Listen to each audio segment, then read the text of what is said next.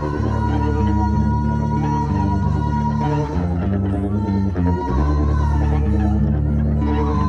écoutez Radio Ma'arif.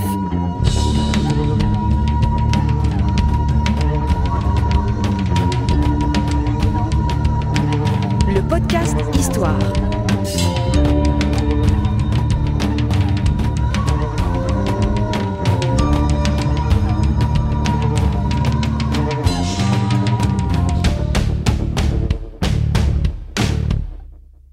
Le podcast Histoire est produit avec le soutien de Maroc Télécom. Bienvenue à tous sur dans un nouveau podcast Histoire de Radio Ma'arif. La quête continue, les invités succèdent, certains reviennent pour nous éclairer davantage sur tout ce qu'on a envie de savoir. Alors on est avec Mehdi Rouilguet. Bonjour Mehdi. Bonjour Reda, bonjour aux auditeurs. Alors Mehdi Rouilguet est maître de conférence à l'université de Bordeaux. Il était déjà venu à Radio Ma'arif pour nous livrer une prestation extraordinaire sur le tournant du match, la grande divergence sur comment on est passé d'équipe de haut de tableau à équipe évitant la relégation. C'est un super podcast, je vous invite vraiment à l'écouter si vous voulez comprendre la grosse évolution de notre zone géographique. Et là, il est de retour. Mehdi, merci déjà de venir, hein. C'est super de nous accompagner dans cette recherche et de nous éclairer. C'est moi qui vous remercie pour cette invitation. Alors aujourd'hui, on va parler de la langue amazigh, qui bizarrement, d'après tes écrits... Alors je voudrais juste préciser quelque chose aussi avant de commencer, c'est que si jamais vous vous amusez à aller sur les sites qui recensent les publications académiques, et si vous mettez vos zones d'intérêt, c'est en général gratuit, c'est en général très très riche, vous allez trouver beaucoup de publications de Mehdi Rouilguet. Voilà, vous allez l'entendre parler, vous allez le voir écrire sur les Almohades, sur l'Andalousie, sur Asmas, qui est un plat de l'époque. Et oui, je suis tombé donc sur ce texte qui nous parle de l'utilisation de l'amazigh à l'époque du Moyen-Âge, et qui commence par dire ce texte qu'il n'y a pas beaucoup d'études qui sont faites sur la place de cette langue-là. Et ce texte-là m'a donné envie de t'inviter et de te demander de nous raconter tes découvertes. Quelle a été la place de cette langue, tout simplement, et sur quelle période, quelles zones géographiques sont concentrées tes études? Alors d'abord, l'envie d'étudier non pas cette langue, mais ces langues. Car à mon avis, il faut garder en tête, il faut garder à l'esprit la pluralité des langues. Elle provient d'une insatisfaction, d'un questionnement, mais d'un questionnement qui parfois a viré un peu à l'obsessionnel, à savoir que l'histoire linguistique du Maghreb est le grand oublié et le grand parent pauvre des études en général relatives au Maghreb et à l'histoire en général. Donc évidemment, c'est à partir de cette insatisfaction et de ce que moi je considère comme étant un manque que je me suis intéressé à cette question. En me disant au juste quelle langue parlaient les Maghrébins, quelles sont les inflexions, les changements que l'on peut observer, que l'on peut identifier. Et donc c'est à partir de là que je me suis intéressé à cette question. Notamment, je me suis appliqué à mettre en lumière évidemment ces phénomènes, ces processus, tout en partant d'une constatation. On retrouve le nom berbère utilisé, un peu à tort à travers, je dois dire, dans les sources arabes médiévales et jusqu'à aujourd'hui, où le terme amazigh est en train, progressivement, depuis les années 90-2000, de se substituer à ce terme. Et donc, on évoque le rôle éminent, important, déterminé par les berbères, à partir des conquêtes arabo-musulmanes des 7e et 8e siècles, et surtout à partir de la conquête d'Al-Andalus à partir de 711, donc au 8e siècle de l'ère commune, eh bien, ce rôle, il n'est d'aucune façon, dans la plupart des grands ouvrages consacrés à l'histoire, par exemple d'Al-Andalus, mais du Maghreb et de l'Occident musulman en général, et la langue est le grand parent pauvre. Alors, pour partir de là, il faut d'abord se mettre d'accord sur ce qu'on parle. Il faut définir. Et donc, bien évidemment, on ne connaît pas, ou presque, comment les habitants du Maghreb appelaient, de quelle terminologie ils faisaient usage pour désigner la langue qu'ils parlaient. On a juste une indication donnée par Jean-Léon l'Africain, ou bien Hassan el-Wazzan, donc ce Fassi originaire de Grenade, qui a été fait prisonnier par les chrétiens dans les années 1510 et donc qui s'est retrouvé à Rome. Et c'est précisément parce qu'il se retrouve à Rome qu'il dit la langue berbère, elle est appelée par ses locuteurs Akal Amazigh. Donc évidemment, c'est la seule indication probante de la façon de la manière dont les Maghrébins désignaient la langue qu'ils utilisaient. Après, j'ai parlé plutôt de plusieurs langues, car évidemment, depuis le 19e siècle, moment où, avec la colonisation, des études importantes, relativement nombreuses, ont été consacrées à cette langue, avec le but à l'époque de développer un savoir extensif sur des sociétés en passe d'être colonisées, c'est-à-dire en passe d'être dominées. Et donc, véritablement, à ce moment-là, on a des études fournies sur ces langues. Mais jusque-là, s'intéresser à l'histoire des langues du Maghreb, c'est un peu aller à la pêche, glaner des indications, des renseignements épars, hétérogènes, et qui sont, somme toute, il faut bien l'admettre, lacunaires. On manque d'indications, donc évidemment, ce qui nécessite, du coup pour ma part, de lire de façon extensive un grand nombre de sources très variées pour pouvoir se faire une idée, qui restera, il faut bien le dire, toujours approximative, sur ces langues.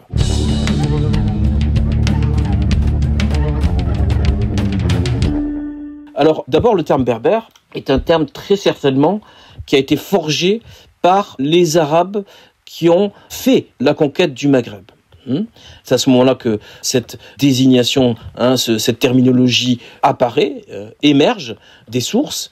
Et donc, évidemment, c'est ce moment clé, ce moment déterminant qui fait que des auteurs de langue arabe, qui utilisent l'arabe, qui devient langue de culture et d'administration à partir du 8e siècle, donc on est à l'époque des Omeyyades de Damas, et principalement à partir de l'Égypte, puisque l'Égypte avait servi de base arrière, avait servi de tremplin pour la conquête de l'Afrique du Nord, de l'ancienne Africa, qui était la façon, la manière avec laquelle les auteurs latins désignaient cette entité géographique. Donc, à partir de là, qu'est-ce qu'il apparaît ? Il apparaît qu'il y a, du point de vue des auteurs arabes, d'abord égyptiens, comme Ibn Abd al-Hakam, par exemple, auteur du 9e siècle, de l'ère commune, ou un peu plus tard, des auteurs d'Al-Andalus. Et donc, évidemment, à partir de ce moment-là, ils identifient un bloc berbère, qui s'étend immédiatement à l'ouest du Nil, et qui va jusqu'aux îles Canaries. Donc, on a un espace immense dans lequel on a des populations qui utilisent des langues qui entretiennent une parenté commune. Entre elles. Entre elles, oui, absolument. Et donc, c'est de cela qu'il s'agit. Alors, les premières traces de cette langue, à proprement parler, on commence à les voir à partir des 9e, 10e siècles, et généralement, ce ne sont que des mots qui apparaissent. Alors là, il faut faire un point fondamental, au sens propre du terme, sur la singularité et la grande originalité de la trajectoire historique du Maghreb. En effet, le Maghreb, c'est un territoire immense, principalement composé de hautes terres, c'est-à-dire d'altitude, des terres d'altitude, et plus de steppes et de déserts. Et donc évidemment, on a des populations qui se caractérisent par leur maîtrise de l'art de la guerre. Ce sont des populations extrêmement belliqueuses, où justement on a l'habitude d'être endurant, de connaître la famine, de se battre depuis sa plus tendre enfance pour survivre, où on a l'habitude d'accomplir des marches à pied très longues, ou à cheval, ou à chameau, ou à dromadaire exactement. Et par exemple, je soumets à vos éditeurs une trouvaille archéologique récente qui a été faite à Pampelune. Donc Pampelune, on est dans le nord de ce qui est aujourd'hui l'Espagne, dans la Navarre. Et à l'occasion de la construction d'un parking souterrain, on est tombé sur une fosse commune que les archéologues ont pu dater de 740. Alors 740, c'est quoi ? C'est le moment où la ville est reprise par les chrétiens, par les Basques, les Navarrais d'un côté, qui massacrent une partie, sans doute des défenseurs, ou du moins de la population de la Pampelune de cette époque. Et on trouve un certain nombre de squelettes, tout ça a été publié, des squelettes qui ont les dents taillées en pointe. Les dents taillées en pointe, qu'est-ce que ça signifie ? Ça signifie tout simplement qu'on a une population martiale, belliqueuse, qui est complètement caractérisée par l'art de la guerre, qui vit pour et par la guerre. Donc c'est les Maghrébins principalement, c'est ça, c'est à ce titre-là. Et donc évidemment, on reste sur ces dents là. Ils se sont eux-mêmes taillés les dents en pointe pour mort. Eux-mêmes, oui, certainement, bien avant la mort. C'est-à-dire, on sait bien l'identifier grâce à l'archéologie. Et donc évidemment, ils ont les dents taillées en pointe, ce qu'on retrouve chez un certain nombre de peuples, du Congo jusqu'à l'Orénoque, au Venezuela. C'est-à-dire, c'est vraiment les peuples qui cherchent ainsi a inspiré, impressionné la terreur, la frayeur auprès de leurs adversaires, de leurs rivaux, de leurs ennemis. Eh bien, ils se taillent les dents en pointe. C'est un élément qu'on retrouve à travers l'humanité, à travers l'histoire. Et donc, évidemment, les Maghrébins se présentent comme ça. On sait aussi généralement qu'ils se brûlent la peau, ils se font des scarifications, ils ont un certain nombre aussi de tatouages et la plupart du temps, ils ont les cheveux longs. Ça, c'est un élément qu'on retrouvera dans la longue durée, qui les caractérise, qui les singularise toujours par rapport au peuple d'à côté. Et certes, le terme d'identité est anachronique, mais il faut bien comprendre que l'identité, c'est toujours se situer, se distinguer, se différencier du peuple d'à côté. Et donc, les Berbères ne sont ni les Égyptiens, les Coptes, vous savez que le terme copte signifie égyptien en ancienne langue pharaonique, ni non plus les populations de la péninsule ibérique, que les Arabes vont très tôt appeler Al-Andalus. Donc c'est cet élément-là. Les Berbères, c'est aussi un peuple qui, plusieurs siècles avant les conquêtes arabo-musulmanes, avait déjà reconquis leur indépendance et avait fait reculer Rome, puis les Vandales, les Byzantins, donc tous les pouvoirs exogènes, étrangers à l'Afrique du Nord. Et donc qu'est-ce qui se passe ? Une fois la logique des conquêtes arabo-musulmanes, qui ne s'appelle pas encore futuhat, le terme futuhat, vous savez, le terme fath, eh bien, c'est comme le mot tariq, c'est une invention du 9e siècle.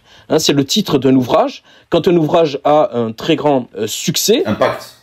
Eh bien, c'est un peu sur le modèle bien plus tard en Europe, dans la culture occidentale, Montaigne, les essais. Le terme essai, son ouvrage Les Essais a eu tellement de succès que finalement c'est devenu un genre à part entière. Même chose avec Tariq. Tariq, c'est le titre de l'ouvrage de Tabari, donc l'auteur d'époque abbasside bien connu. Et le terme de Futuhat, eh bien, c'est un emprunt à l'ouvrage de El-Baladouri, qui est aussi un personnage d'origine perse qui sert les abbassides d'Irak.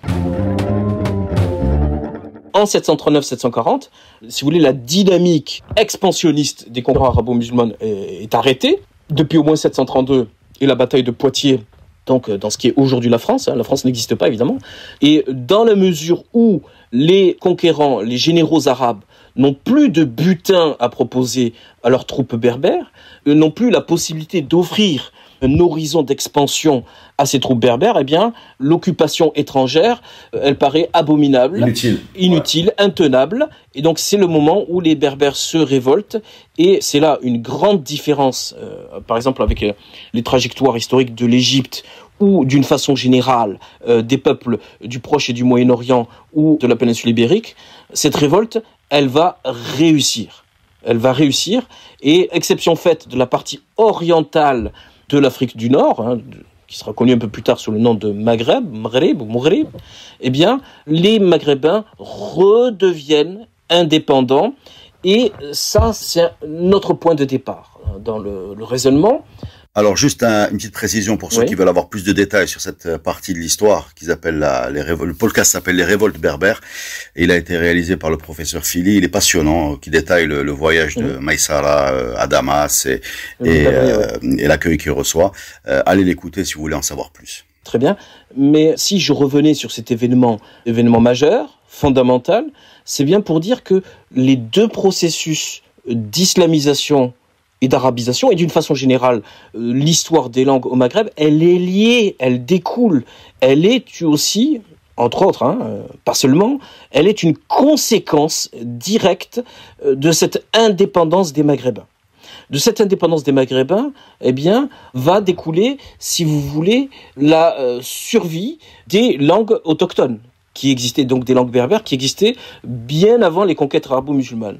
Si j'insiste sur ce point, c'est que, par exemple, les voisins égyptiens, eh bien, la langue copte, la langue pharaonique, qui a déjà été citée dans cette émission, elle existait depuis des milliers d'années. Et on sait qu'en l'espace de quelques siècles, elle a finalement disparu.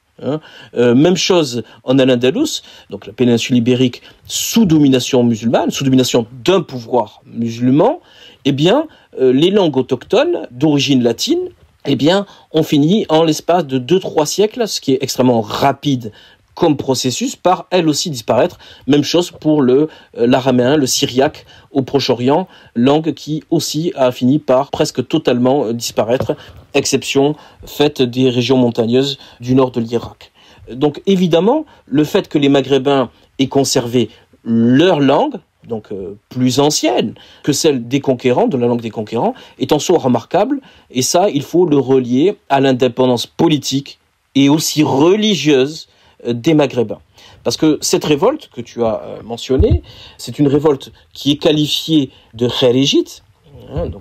Alors le kharigisme, c'est une branche très particulière, spéciale de l'islam, et très certainement, les kharijites, ce sont les premiers musulmans installés en nombre conséquent, puisqu'ils vont jouer un rôle important, et c'est eux qui vont, les premiers, adapter l'islam aux réalités anthropologiques, linguistiques du Maghreb. Donc, adapter l'islam à la sauce berbère, si vous voulez.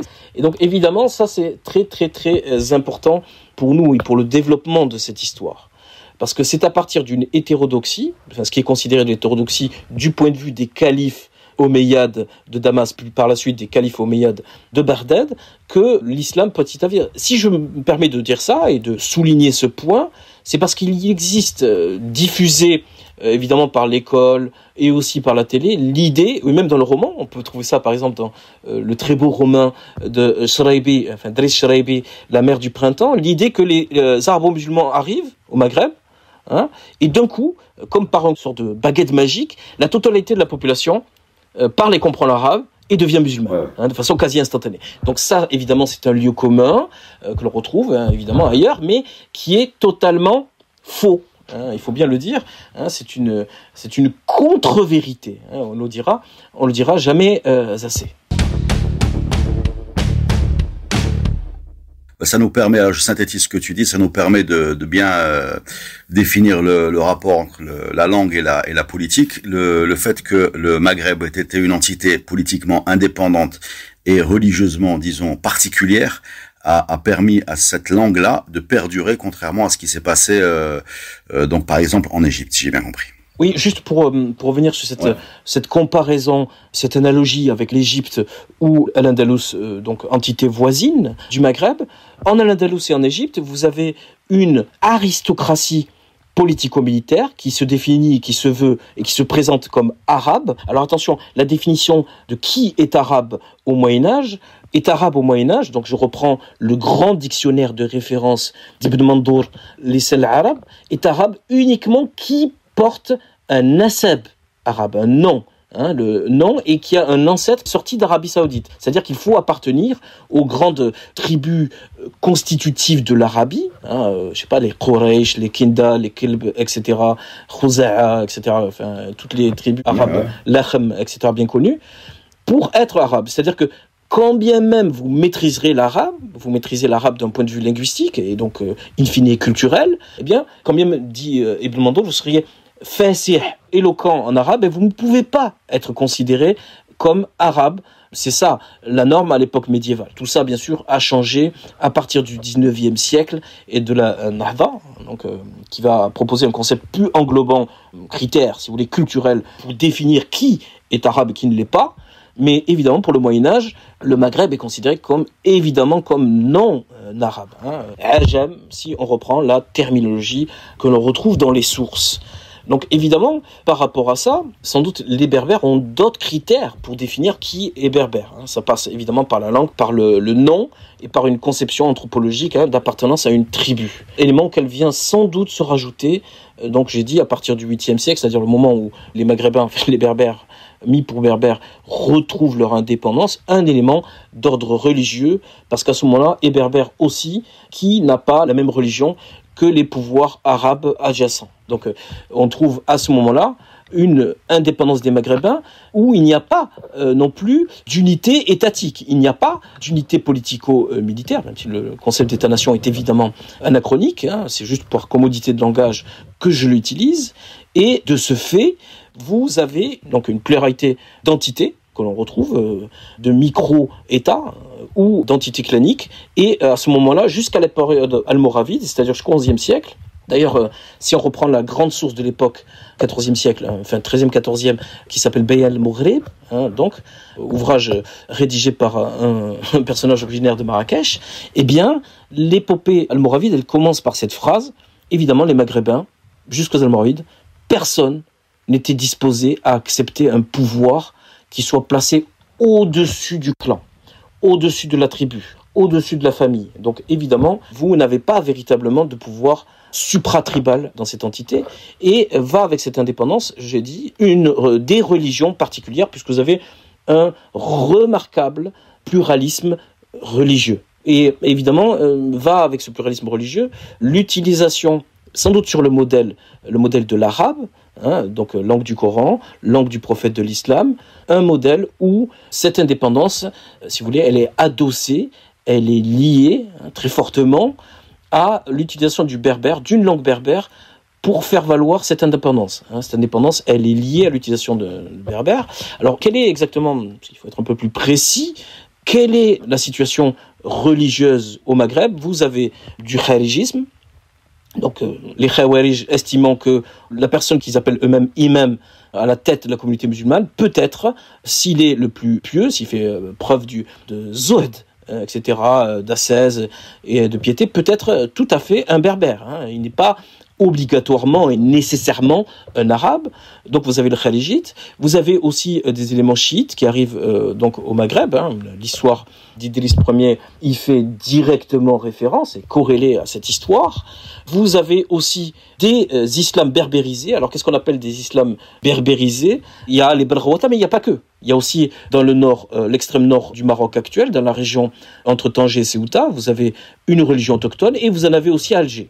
Ce que je veux dire par là, c'est que il y en a eu certainement plus, mais on est très peu renseigné sur eux. Ceux qu'on connaît le mieux, ce sont les Belghawata, pour une raison assez simple à comprendre, c'est que les Belghawata sont en alliance avec les califes omeyyades de Cordoue, en Al-Andalus, parce qu'ils maîtrisent la plaine atlantique du Maroc, ce qu'on appelle aujourd'hui Doukkala, qui est un espace bien plus extensif que le Doukkala d'aujourd'hui, parce que ça correspond à un espace immense qui est situé entre du Ouetzbo, au nord, jusqu'à pratiquement jusqu'au Tensift. Donc évidemment, ça rajoute les Shawiya, les Zahir, etc., Abda, tout ça c'est Doukkala à ce moment-là. D'ailleurs, le terme de Idwakal, qui a donné sans doute Doukkala, viendrait Idwakal, c'est-à-dire les enfants de la terre. Ça fait référence à la vocation céréalière de cette région, qui est à ce moment-là qui est riche d'un point de vue agricole, surtout le point de vue de l'agriculture, qui exporte ces céréales à partir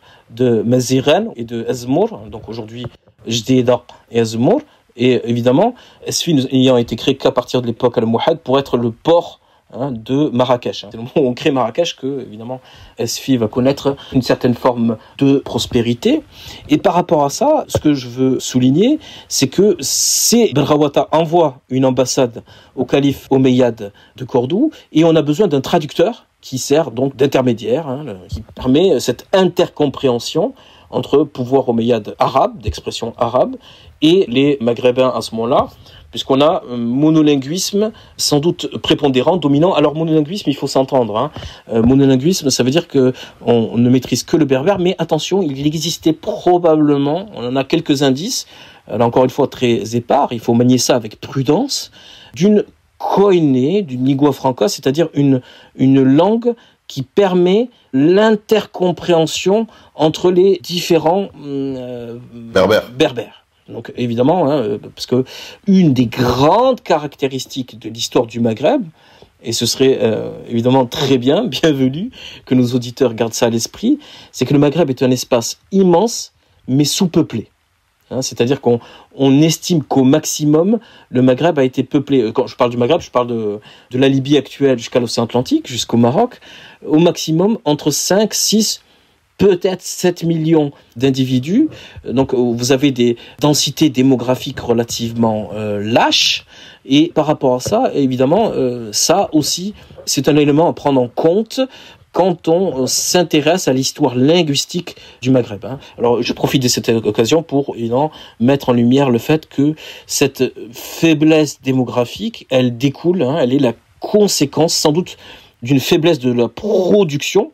Les Maghrébins se nourrissant pour l'essentiel, n'est-ce pas, Reda, de céréales, sous différentes formes, vous savez, qui sont bien attestées dès le 11e, 12e siècle. On connaît ça très bien, sous forme de pain, et principalement de ce qu'on appelle aujourd'hui couscous. La saïda, c'est-à-dire sous forme de bouillie, tagoudla en berbère. Donc évidemment, c'est-à-dire la bouillie étant sans doute le plat le plus ancien de toute la Méditerranée. Je ne sais pas si vous savez, mais on a découvert il y a de cela à peu près 10 ans sur les bords du Vésuve. Vous savez, le Vésuve à côté de Naples, là, en Italie du Sud, a explosé, donc a rasé Pompéi et Herculanum. Mais déjà bien avant, vers 1700 avant Jésus-Christ, il y avait déjà une première explosion. Et cette explosion, elle a été extrêmement brutale. Et les populations n'ont pas eu sans doute le temps de se préparer et ont laissé les plats qu'ils étaient en train d'apprêter sur place. Et donc tout ça a été recouvert et donc on a pu trouver un plat qui était en train de cuire. Et ce plat, je le donne en mille, c'est quoi? C'est l'assaïda, bien connu, donc une sorte de bouillie faite d'orge pour l'essentiel, qui est un plat que l'on connaît bien. Vous savez, vous connaissez le principe. Vous mettez de l'orge à bouillir, l'eau s'évapore et puis vous faites un trou au milieu et vous mettez soit de l'huile d'olive, soit du semen, c'est-à-dire du beurre rance, du beurre clarifié, au milieu. Et puis plus tard le couscous qui n'est pas attesté avant le XIe siècle. C'est pour ça que j'emploie ça avec prudence. Et plus les formes de crêpes et de pâtes très particulières qu'on connaît aujourd'hui sous le nom de fdaouch, etc.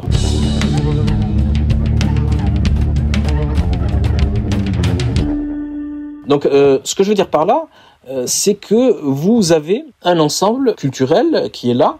Et attention, comparaison n'est pas raison, mais la péninsule arabique, sans doute, connaît une histoire que l'on peut comparer à celle du Maghreb, c'est-à-dire un espace immense, 2 500 000 km², avec des populations qu'on estime qui n'atteignent pas le million d'habitants, mais qui utilisent aussi pour communiquer au moment où ils se rencontrent, lors des foires annuelles et autres occasions, une langue intermédiaire qui n'est pas la langue qu'on utilise au quotidien, mais qui est une langue qui permet de se faire comprendre de l'autre, y compris de l'autre qui vient de loin.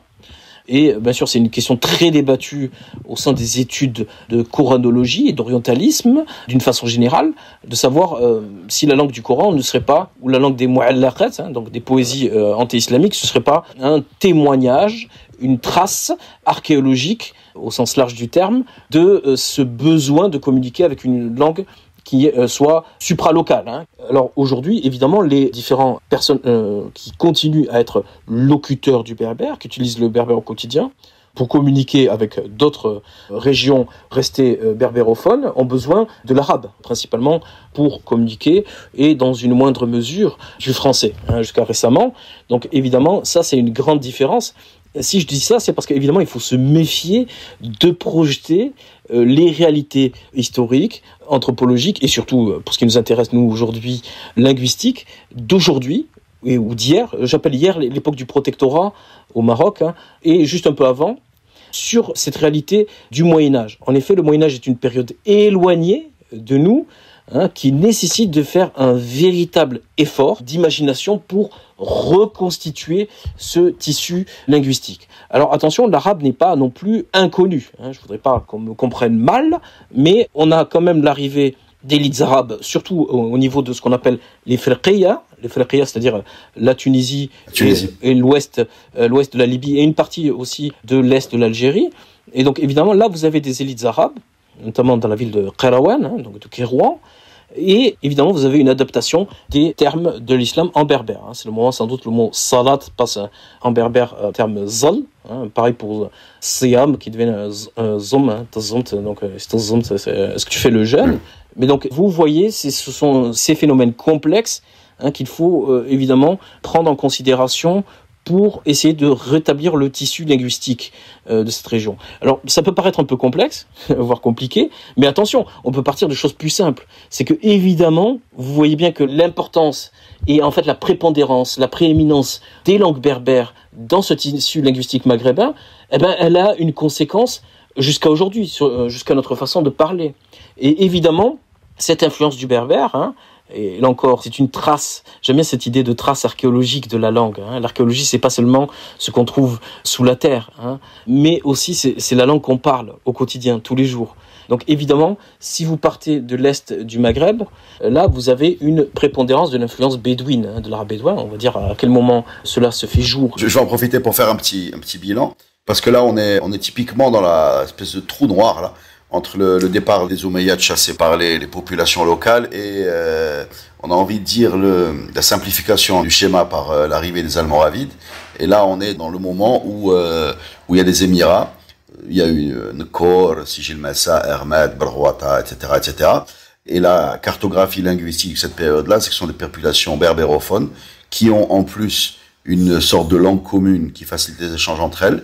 Et pour les échanges, par exemple, avec l'Émirat de Cordoue, où il y a des interactions commerciales, j'imagine, l'utilisation de traducteurs, voilà, de traductions qui viennent s'interposer entre le berbère et l'arabe, c'est bien ça. Et ce qui était intéressant, on était en train de parler des traces archéologiques de cette période-là et des résidus dans notre langage de cette réalité qui fait que plus tu vas vers l'ouest, moins tu as d'arabe, si j'ai bien compris. Voilà.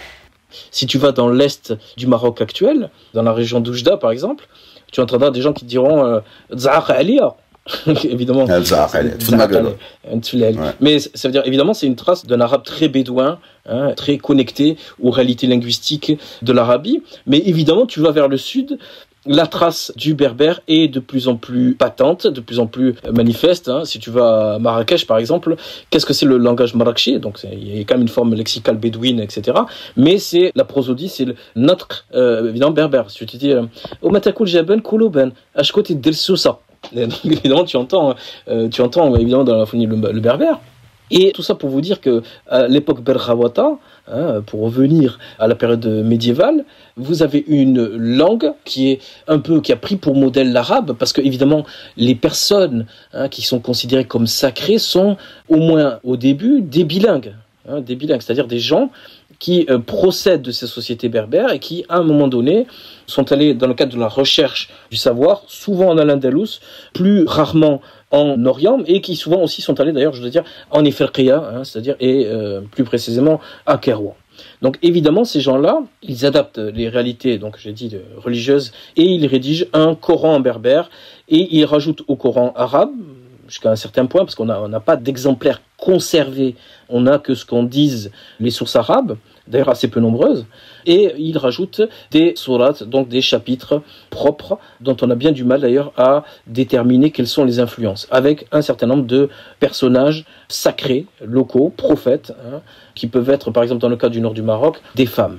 Ce que je veux dire par là, c'est que vous avez cette réalité, et à partir du XIe siècle, les choses changent. Alors pourquoi les choses changent? Parce qu'on assiste à ce moment-là il faut aussi prendre en compte la variable économique, la variable commerciale. On a une accélération des échanges avec le Bilad Soudan, c'est-à-dire avec l'Afrique de l'Ouest d'aujourd'hui, et on a une arrivée massive de deux articles de commerce indissociables, à savoir l'or et les esclaves, parce que évidemment, attention, à ce moment-là, le berbère a aussi tendance à connaître une expansion en direction du sud, au sud de la frange du Sahara. Ce que je veux vous dire, c'est que cette expansion, elle est aussi corrélée, c'est un peu moins bien connu, par la conversion à l'islam, qui a sans doute donné force et cohérence aux populations berbères sahariennes, et dire que, là aussi c'est un préjugé à qui il convient de faire un sort, qu'il faut absolument essayer d'enlever de son esprit, mais le berbère est à ce moment-là la langue de l'islam qui sert à la conversion des populations du Bilad Soudan, et de cela on trouve trace, on revient sur cette dimension archéologique de la langue, mais les langues des populations islamisées de l'Afrique de l'Ouest, le Bambara, le Songhai surtout, bien plus tard le Wolof, par exemple, entre autres choses, des noms de prière, c'est pas des noms arabes, sont des noms qui sont directement calés, qui sont des traductions littérales, mot à mot, des termes berbères. Par exemple, la prière Dhor, donc la prière de l'après-midi, en berbère c'est Tizworn, c'est-à-dire la première, et évidemment c'est ce terme-là qui a servi ensuite dans toutes le Malinké, le Songhai, etc., qui ont servi, terme qui a été traduit mot à mot, dont on retrouve encore la trace et qui est encore tout à fait utilisé. Même chose pour la prière du soir, Tiouchi, en berbère, qui est traduit la même chose mot à mot. Donc ce que je veux dire par là, c'est que l'arabe ne sert pas forcément et nécessairement de véhicule à l'islamisation. On retrouve exactement le même phénomène en Asie, où très souvent, que ce soit pour les mondes indiens au sens large du terme, puisque l'insule Inde, au fond l'Indonésie et la Malaisie sont aussi sous influence indienne, on n'a qu'à penser à Bali, puisque ces populations étaient très souvent hindouistes avant l'arrivée de l'islam, c'est le perse qui sert qui est véritablement la langue de l'islam, la langue qui sert de vecteur à l'islamisation de ces populations. Et au Maghreb, c'est plutôt le berbère qui joue ce rôle. Alors, à partir des Almoravides, donc, afflue de l'or, et à ce moment-là, le Maghreb, dans sa partie la plus occidentale, le Maghreb al-Aqsa, est en mesure, est en capacité de créer des empires, grâce aux richesses qui affluent, et aussi à la volonté par un clan donné, de monopoliser bien des flux, des axes commerciaux, pour les amener en direction de la Méditerranée occidentale, qui, à ce moment-là, a littéralement soif d'or. Et évidemment, ce clan-là, celui des Almoravides, donc qui sont originaires à la base de l'ouest du Sahara, peut-être pas très loin du fleuve Sénégal, eh bien, ils vont se rassembler, aller au-delà de leur traditionnelle division interne, à partir du message véhiculé par un personnage extraordinaire, qui on reconnaît une forme de charisme, qui est susceptible donc d'amener les croyants sur les chemins donc du salut. Donc évidemment, c'est le schéma qu'on retrouvera avec les Almoravides au XIe siècle et plus tard avec les Almohades donc au XIIe siècle. Donc c'est une séquence chronologique qui s'étend sur un peu plus de 200 ans, moment où une forme particulière d'islam, puisque le personnage sacro-saint est un personnage local, Abdullah ibn Yassin pour les Almoravides, originaire de ce qui est aujourd'hui l'extrême sud, le sud du Maroc, et Ibn Tumart, lui aussi originaire de l'Anti-Atlas, pour les Almohades. Donc évidemment, cette séquence-là, elle va aussi marquer à la fois une continuité, un tournant, je vais dire comment. Oui, bien sûr, c'est un tournant, on va rentrer dans la période de 2 siècles à la succession almoravide et almohade, avec des États plus forts, des empires, une réalité différente, mais ça sera raconté dans le prochain podcast. C'est la fin de la première partie de ce podcast très très riche. Merci beaucoup et rendez-vous la semaine prochaine pour la suite de cette histoire passionnante.